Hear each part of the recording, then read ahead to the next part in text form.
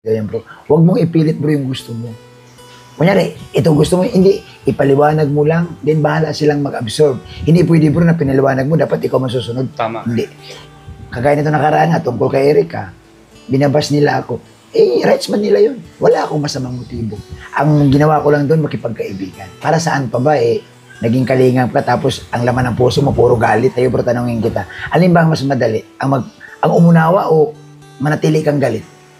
Ang umunawa, siyempre. Oo, di ba? Mas madaling umunawa at mas madaling magpatawad kaysa na manatili kang galit. At least nabunutan ka ng tinik sa puso mo. Hello mga kalinga, papagpalang umaga. Welcome po sa aking channel. Ito po ay nasa coffee shop po tayo. So, ito mga kalingap, kumustahin po natin yung mga kasama natin. Nandito po si Bobby TV 143. Kumustahin po natin ang kanyang mga araw na nagdaan. So, let's go mga kalingap. So, ayan po mga kalingap, si Super GR po. Bro. Po. At kumustahin ko si Bobby. So, ayan po mga kalingap. Dito yung mga kasama natin. Kumustahin po natin mga kalingap. So, ayan dito si Kalingap Bobby. Bro, shoutout bro. Shoutout. Okay lang bro. At vlog tayo bro. Okay lang. Na binibidyoan kita, okay lang. Basta ikaw eh, wala nang pinagawa. Lagi ba tayo? Ay, ganun pala. Tama, sabi ni Kuya Balano. So, mga kalingap. Ano yung i-upload niyan? Oo bro. Ha? Naku, madadama eh. Okay lang sa'yo? Okay lang bro. Maraming... Okay lang. Kumustahin lang kita bro. Ay, sige. Okay lang. Sumbiro tayo. Sige. Kumustahin lang kita kung kumusta yung mga araw mo. Ay, kung sa araw. Alam mo, ang pinakamagandang blessing sa akin yung magising ako. Ang pinakamaganda. Kasi sa panahon ngayon bro, marami. Kasi dami-daming tao sa... Ako din po, ganoon din ako. Yung pagising ko sa umaga, yun yung isa sa mga napakalaking blessing sa akin. Wala yan yung... Sabi nila nga, ang pinakamalaking blessing talaga yung nagising ka eh. Kaya, Kasi imagine mo ko, pwede ka na magising. merap yun pag di ka na nagising. Ano? Kaya ano kadami ng pera mo, pwede ka na magising. Sino ang, sa bagay may mga maiwan naman tayo. Pero iba pa rin yung buhay tayo. Kasi, di ba? Kumusta naman yung mga nakarang ibang araw mo? Ano bro? Nakarang linggo? Sa ngayon bro, busy ako dun sa pagiging magsasaka. Yung pang, kasi siyempre nagkakaedad na tayo. Yung kailangan din ng katawan natin, yung marutin din sa ibang Tama. sa ibang gawain. Plus pa na nagtatanim-tanim din ako kasi gusto ko yung healthy lifestyle ba? Malunggay, papaya, mga gulay. So yun ang doon ako nakapokus. Tapos pag-aalaga ng baboy. Kasi, di ba, kumbaga, tradisyon na sa Pilipino yun na kaakibat na yan sa mga magsasaka yung pag-aalaga ng mga hayop. So ganun lang, Tapos yan, duty dito kay Kalinga Prab, siyempre, part tayo ng K-Boys. Huwag natin din kalimutan yung ating partisipasyon na makibahagi din sa team ni Kalinga Prab. Tama. May konting katanungan na lang sa'yo. Itanong mo na lahat bro. Sige. Kasi baka magbakasyon ako bro ng mga 2 taon. Hindi mo na ako matanong. Simple lang yung Sige bro, sige lang. Kumusta naman yung paligid sa'yo? Like mga K-Boys, kumusta naman yung pakisama mo, makikisama natin, o kumusta Ay, yung alam mo relasyon bro, natin? sa totoo lang, ito sa'yo ko lang to bro banggitin ha. Kumbaga, dito ko lang to bibitawan sa channel mo. Sa totoo lang guys, napakalaking tulong sa akin ng K-Boys. Kasi alam mo yung bawat isa kasi may kwento ang buhay. Kagaya kay Starax. Ewan ko kung kilala nila si Starax ha. Pero guys, kung hindi nyo pa kilala, i-search nyo yan, Starax. Ang kwento niyan guys, parang hopeless na, pero pag narinig mo yung kwento ni Starax, bibigay, alam mo yung gano'n. So, isa yan bro sa, pag nasa K-Boys ka, hindi lang naman yung tipong magbablog ka lang eh. Yung makarelate ka dun sa mga pinagdadaanan ng iba. Ganon yung bro. So, sa akin, ang K-Boys, normal yan, mayroon punting alingas-ngas, pero hindi mo naman dapat yung seryosohin. Tama. Kasi nandito kay Kalinga Prab, tinitinan tayo, normal yun. Para sa atin. Pero, all in all, ang K-Boys para sa akin, thumbs up. Itong mga nakarang araw bro, siyempre may mga narinig tayo, mga simpleng issue lang. Oo, bro. Ano bro? Unahin mo. Alam ko bro, marami akong issue ngayon eh. Isa-isahin na natin. Sige, ano yung masasabi mo bro na sabi nila ay tahimik ka lang daw, and then wala ka daw, kumbaga relax ka lang sa mga nangyayari. Ano masasabi mo doon bro? Ay, alam mo bro, kung ikaw bro, ako kasi bro, ganito lang bro kasimple. Sinusundan ko kasi yung galaw nila Kuya Bal at ni Kalinga Prab. Si Kuya Bal kasi yung mentoring sa akin, sa atin, no? Sa ating mga Kalinga partners. Uminahon ka lang. Yung bang, hindi kasi talaga bro, sa totoo lang bro. Kahit gumawa ka bro ng 100 mabuti, 1,000 mabuti, ang tao may masasabi pa din. Tama. Gumawa ka man ng, so ganun, so dapat yan, huwag kang papikto dahil ikaw naman, alam mo naman sa sarili mo na wala ka namang ginawang masama eh. Sa tingin nila, kasi ganito yun eh, yung tao kasi bro na hindi isang ayon sa'yo, alangan malang pupurihin ka niyan. Siyempre, sasabihin niya sa'yo, kakaiba. So, alam mo ang pinakamainam dito, habaan mo yung ating pangunawa. Unawain mo siya, bro. Kasi malay mo, hindi niya naramdaman sa iba. So, pag nakita niya na, ay, si Starax pala, si Bobby TV. Kahit binabas ko na to, pero mukhang hindi man nagpapa-apekto. So, ano ang mensahe doon? Mahaba ang pasensya. Mahaba ang pangunawa. At siyempre, patawarin na natin. Yung pala yung isa sa mga secret. Oo, bro. Kaya pala hindi ka tumatanda. Bro, ako bro, naramdam ko na ba tumatanda talaga ako. So, naramdaman ko yung sakit sa likod, sakit sa tuhod, alam mo yung gano'n. Napapagod na ako gano'n. Hindi kagaya nung araw. Nung araw talaga, kasi saan mo ako iba lang doon. Pero ngayon, ramdam ko na eh. Normal yun kasi nga, 50 plus na ako eh. So, normal. Meron akong isang napansin sa'yo bro. Ito, akin lang to. Iwan ko lang kung napapansin ng iba to. Dito ko lang naman to sasabi sa vlog ko. Kasi vlog ko to eh. Kahit naman sino pwedeng magsabi sa sarili mong vlog ano. Oo. Kung may magbas man, ako ang mababas dito sa isang vlog ko to no. Kasi ito napansin ko. Mulat sa poll, pag may mga issue, talagang tahimik ka lang. Kumbaga, ito yung isa sa mga napansin ko. Mayroon kang ginagawang isang aksyon na silent killer na minsan na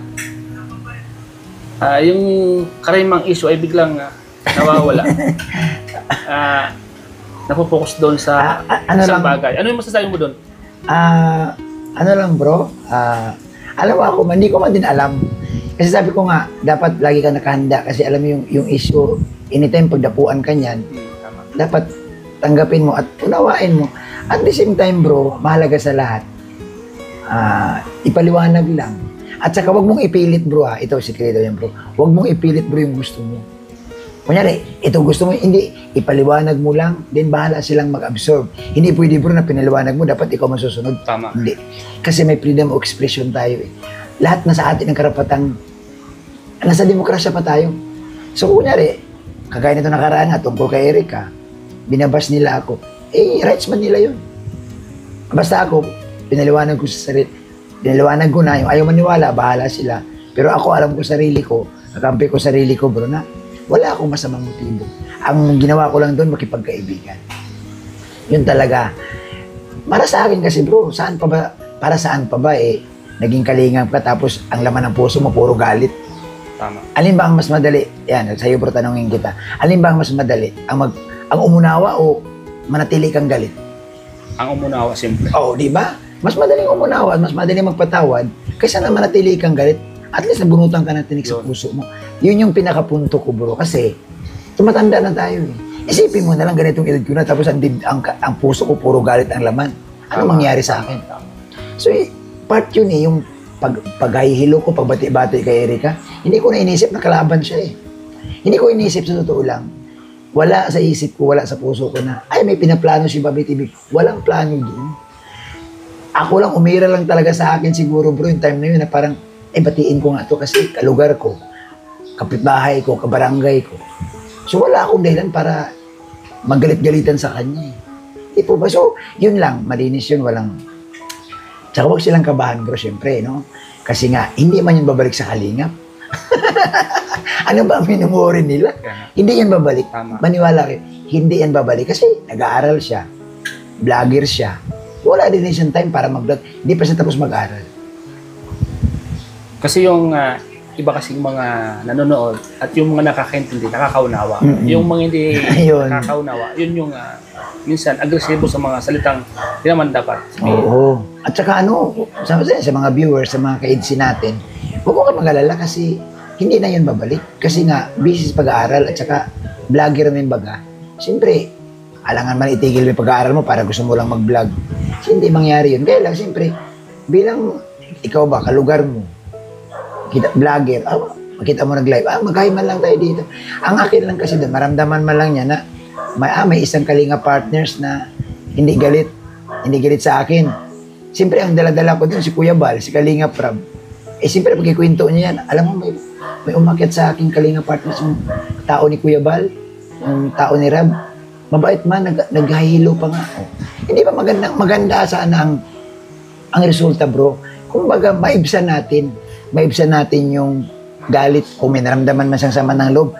Hindi ko man sinabing mawala pero 2%, 3%, maramdaman niya na, may kalinga partners, pumupunta sa live ko, hindi man pala galit sa akin. Kasi minsan, bro, nasa mindset din ng mga, galit, pag member ka ng kalingap, ibig sabihin, kalingap yan, galit yan sa akin. Hindi ganun. At saka, si Kuya Bal, bro, Christian.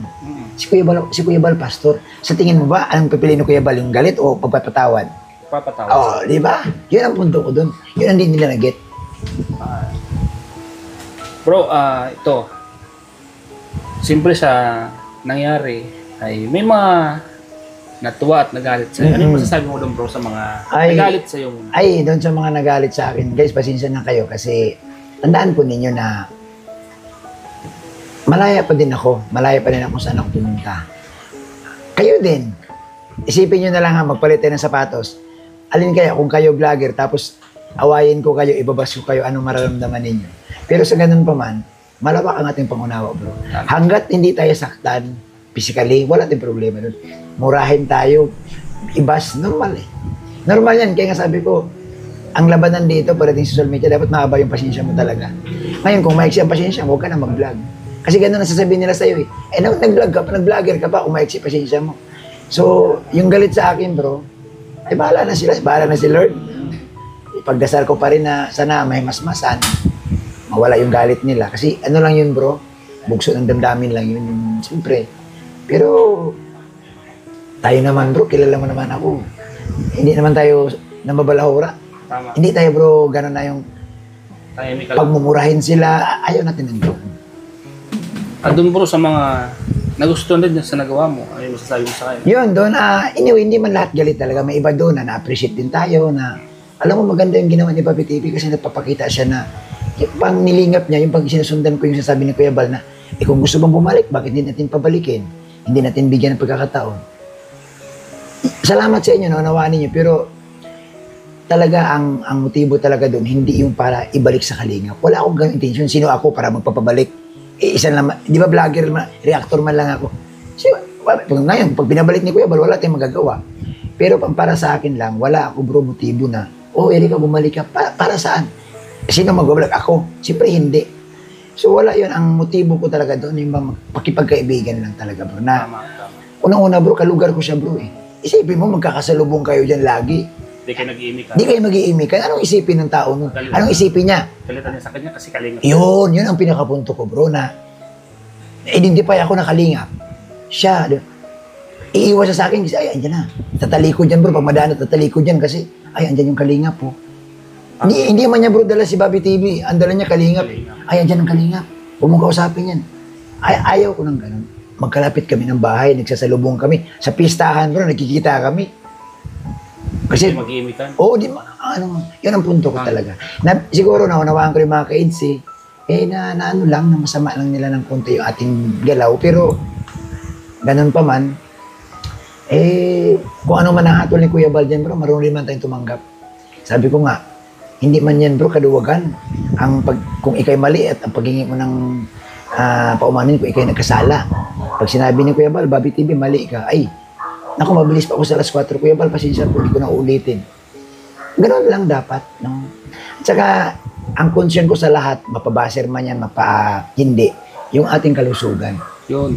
Kalusugan talaga, bro. Kasi, after all, after nito, sa tingin nyo ba, pag kayo na stroke o kayo nagkasakit, sino tutulong sa inyo? Sarili nyo lang din.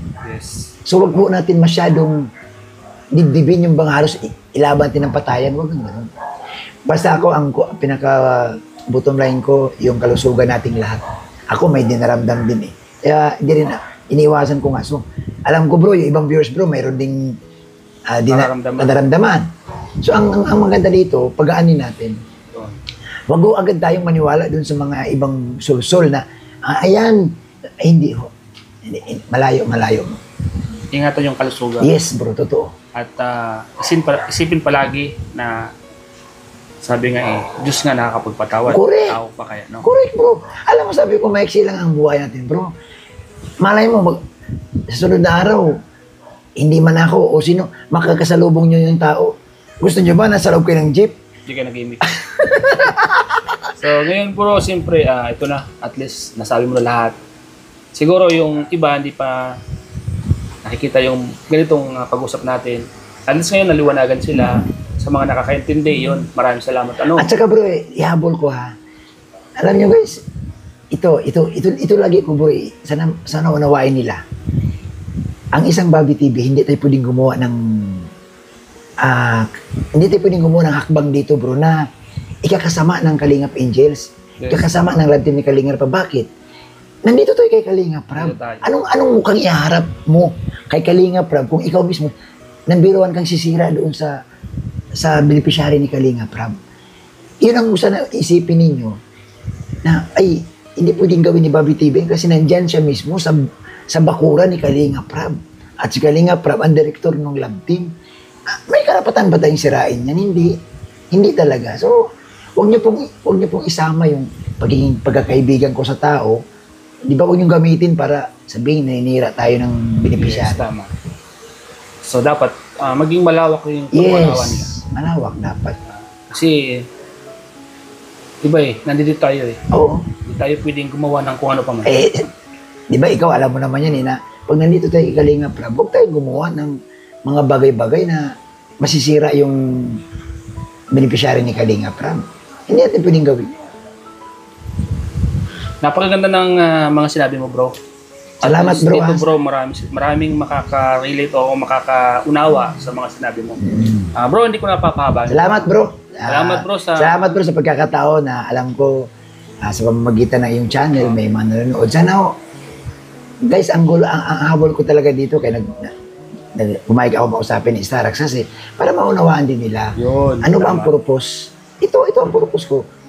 Una ang motibo ko maging kaibigan at para gumanda rin ang samahan. Di ba? Gumanda ang samahan natin. Sabi nga ni Kuya Bal, kung gusto bumalik, basta totoo at nakita naman din nagkaroon ng pagbabago. Alam mo, ang ganda na lagi na sinasabi ni Kuya Bal. Ang ganda kung titingnan mo, kung susundan mo lang si Kuya Bal. Ay, napakaganda. Yan din, kung marunong talaga umunawa at mintindi at lawakan mo yung pag-isip mo, makikita mo. Oo. Yung ibig sabihin ko yun. Yun, totoo. Kaya bro, salamat. Salamat. Ay, grabe. Ito natin. Sana maraming makapanood dito at ay, sana bro. Sana maunawaan nila at makaunawa. At saka, paliwanag nyo rin sa nakapanood sa iba na ay, malinis man palang intensyon natin. Wala tayong plano na manira. And pa-share na lang sa mga gustong mag-share para malaman yung usap natin. Salamat bro, salamat. Thank you. Bro. Siyempre, salamat kay Kuya Val. Yes. Kay Kalingap Rab, kay Ate Edna. Sila yung... Sana bro, supportahan nila bro ang channel ni Kuya Val. Yes. Yan, channel ni Kalingap Rab. Kasi nga, may mga pabahay si Kuya Val, hindi pa tapos. Si Kalingap din, may mga pabahay pa din. So, ang inyong pagpanood guys, ang laking bagay niyan Yung manood kayo na huwag kayo mag-skip ng ads, tumulong na kayo sa mga programa ni Kuya Val. Tama. At siyempre, huwag tayong makakalimot sa Diyos. Yes, number 1 yan. Para laging malinaw yung isip natin. Mataas talaga. Kasi pag nakakalimot na, doon na pumapasok mga... Oo bro, isip. totoo lang. Pag papasokin ng isip mo, ang walang ibang maisip na maghiganti. Okay. Mag-revenge ka sa anong paraan. Mambabas ka na ngayon. Ay, hindi. Kasi wala ka namang, hindi mo man ako makikita. So sa pamamagitan ko ng pagko-comments, pagpo-post, magmumura, revenge na yun. Yun yung tama ka bro na kapag nabago na yung isipan mo na nagiging negatibo na. Nako, Iba na yung papasok. iba na yung papasok sa'yo. So yun, salamat bro. Magandang Salamat bro. yan kay Starax. Ito palagi guys. bro. Salamat. Siyempre bro, supportahan ang iyong channel. Yes bro, salamat bro sa aking channel po. Yan. Guys, abutin Starax natin to TV. guys. 300,000 subscribers guys. Thank you.